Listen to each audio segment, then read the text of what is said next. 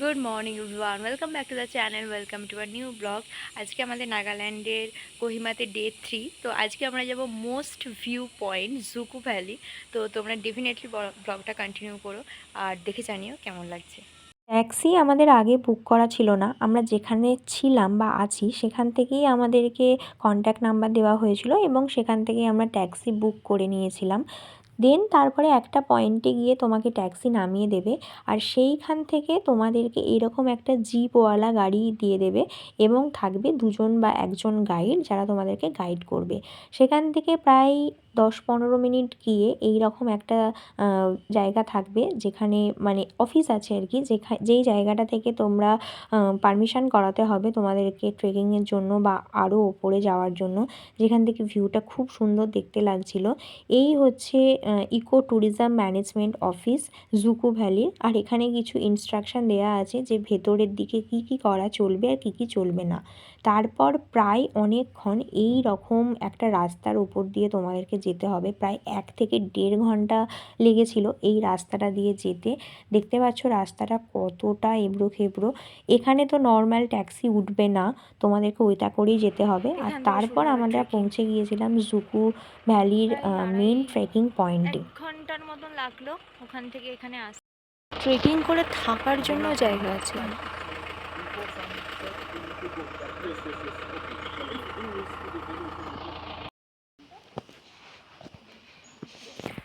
এটা হচ্ছে trekking point, এখান থেকে ট্রেক করে যেতে হবে।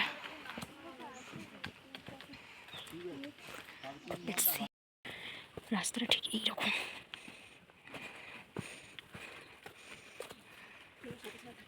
হুম, হ্যাঁ রে, হ্যাঁ শুনেছি। পুরো ঘন জঙ্গল, ফিল দ্য অ্যাডভেঞ্চার।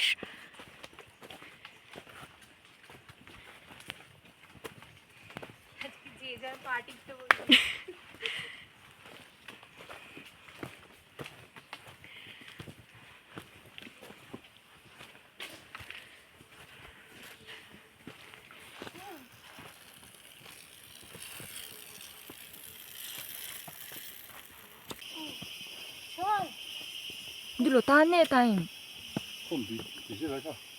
ও ইয়া,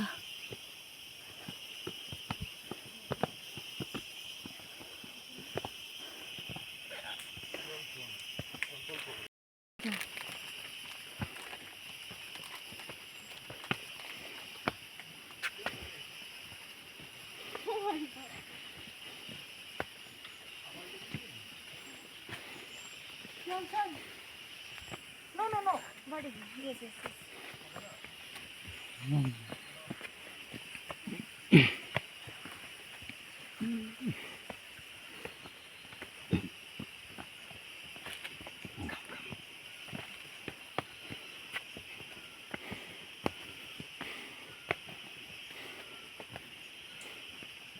হবে, চল।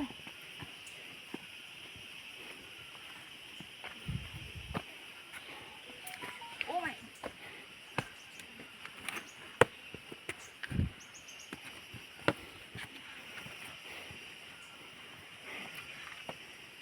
হবে, চল।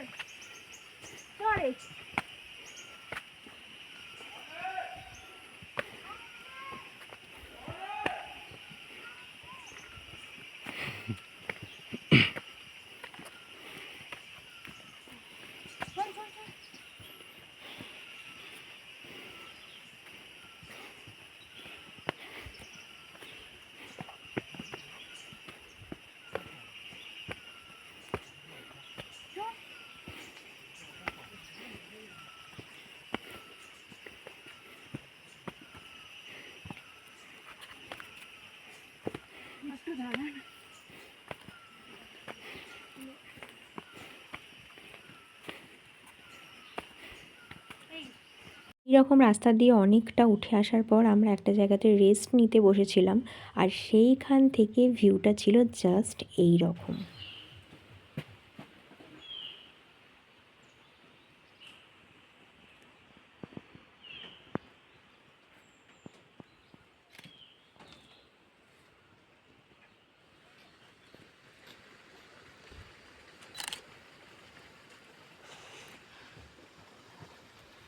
রকম রাস্তাটা মিনিমাম 1-1.5 ঘন্টা তোমাদেরকে উঠে আসতে হবে। তারপরে তোমরা পেয়ে যাবে সমতল রাস্তা, আর যার দুধারে এই রকম পুরো মানে সবুজ গাছের মধ্যে তোমরা যাচ্ছ আর কি। আর এই জুকো ভ্যালির প্রত্যেকটা সিজনে আলাদা আলাদা রূপ দেখতে পাওয়া যায়। এখানে যে গ্রিন ঘাসগুলো বা গাছগুলো তোমরা দেখছো, স্প্রিং সিজনে এটা পুরো টিউলিপ ফুলে ঢেকে যায় এক্স্যাক্টলি, আর তখন দেখতে আরও মারাত্মক লাগে। প্রত্যেকটা সিজনের আলাদা আলাদা কিছু ক্যারেক্টারিস্টিক্স রয়েছে Look এই at the Dzukou valley. place. Oh my god.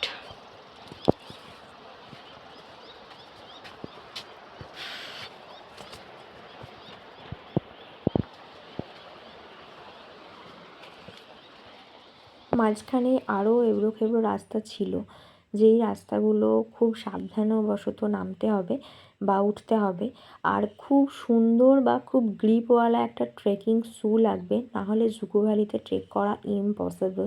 আর আমি আর একটা যেটা ভুল করেছিলাম, আমি জিন্স পরে গিয়েছিলাম, যেটা আমার একদম উচিত হয়নি। তাই আমার খুব টান লাগছিল পায়ে, বা পা ফেলতে বলতে পারো। দেন আমরা যত ওপরের দিকে উঠছিলাম তত ভিউ আরও অসম্ভব সুন্দর লাগছিল। এই জায়গার ভিউটা দেখো কি অপূর্ব দেখতে লাগছে। পুরো ভিডিওটাতে আমি অরিজিনাল ভয়েসই বেশি রাখার চেষ্টা করছি, কিন্তু কিছু কিছু জায়গা আমি নিজের মতন করে ডেসক্রাইব করার চেষ্টাও করছি।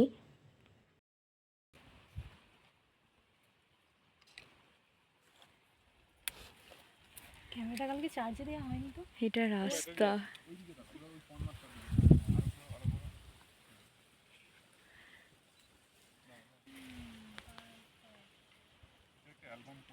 চলো let's move.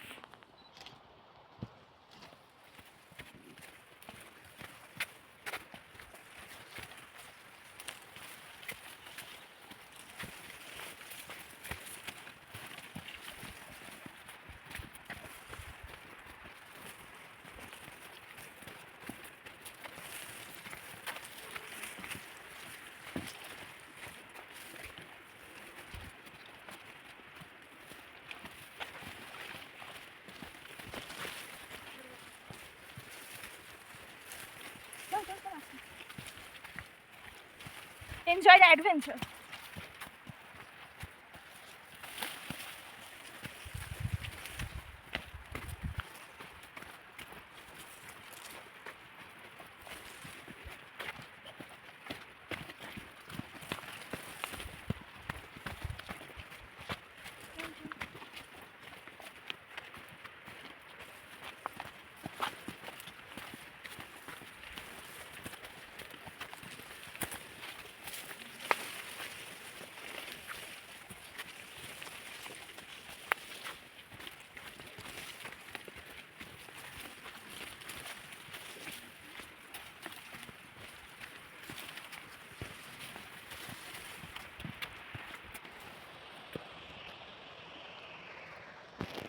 It's heaven on earth. It's really, really beautiful. Really.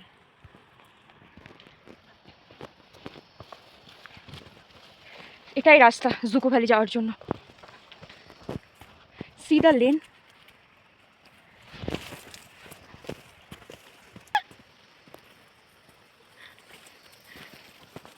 পুরো ট্রেকিংটাতেই একটা মারাত্মক থ্রিলিং এক্সপিরিয়েন্স ছিল। এরকম রাস্তার মধ্য দিয়ে এর আগে আমি কোনোদিনও ট্রেক করিনি, এটা আমার লাইফে ফার্স্ট টাইম, তাই আমার এক্সপিরিয়েন্সগুলোও ছিল ভীষণই নতুন। রাস্তা বাদে সবই ছিল আর কি, মানে সবই দেখা যাচ্ছে। দুধারে এরকম পুরো একদম গাছ যেন মাথার উপর এসে ভেঙে পড়বে, আর মাঝখানে মাঝখানে তো নুয়ে নুয়ে এরকম গাছগুলোকে পেরোতে হচ্ছিল। এই মধ্য দিয়েই সবাই ট্রেক করে এবং আলটিমেটলি তারা ভিউ পয়েন্টে পৌঁছোয়, কিন্তু আনফর্চুনেটলি আমরা ভিউ পয়েন্টে পৌঁছোতে পারিনি। পুরো ট্রেকিং রুটটা ছিল যথেষ্ট বিপজ্জনক। দেখো এই জায়গাটা দেখে মনে হচ্ছে যেন আমি গভীর অরণ্যের মধ্য দিয়ে, জঙ্গলের মধ্য দিয়ে যাচ্ছি। আর এই টাইমটাতে না, আগে পেছনে আমার কাছে কোনো গাইড ছিল না, তো এই ম্যানেজমেন্টগুলোর আমি অভাব ওখানে দেখেছি। তো মানে গাইড আমাকে তো পুরোটাই গাইড করার কথা, কিন্তু এই টাইমটা ছিল না। আমি জানি না কোথায় চলে গিয়েছিল বা আগে পরে কোথায় কী হয়ে গিয়েছিল, বাট এই টাইমটা ছিল না, তো সেই জন্য আমার বেশ একটু ভয় ভয়ই লাগছিল। বাট যেহেতু রাস্তা একটাই ছিল তো ফিরবে এবং যাবে এই একই রাস্তা দিয়ে, অন্য রাস্তা দিয়ে যাওয়ার তো কোনো মানে কি বলবো, কোনো রাস্তাই নেই আর কি।